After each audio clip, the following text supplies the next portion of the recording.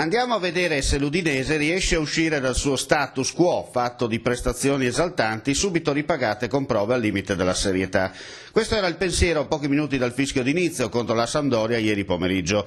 I Mihajlovic Boys hanno riportato il pubblico friulano alla tragica realtà, fatta di errori da scuola calcio, giocatori già in vacanza da tempo, insomma alla solita litania vista e rivista troppo spesso nel corso di questa stagione.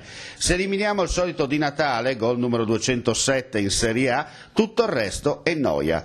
Anche per il cronista diventa difficile commentare una gara del genere. In questi casi si fa uso di YouTube, digitando la parola Beppe Viola. Ecco che dal tubo la magica voce del compianto giornalista invia quell'input giusto per buttare giù due righe e scrivere il pezzo.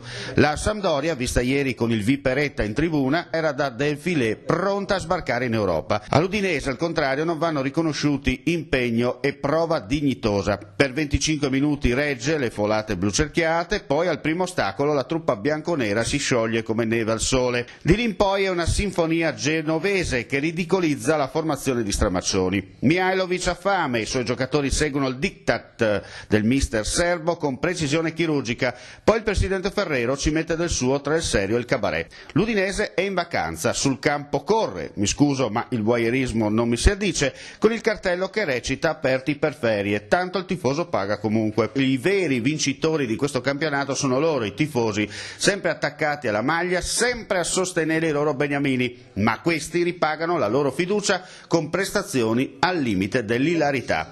Ancora 270 minuti e finalmente questa stagione va a ponente, portandosi dietro tutti i suoi mali non tipicamente friulani.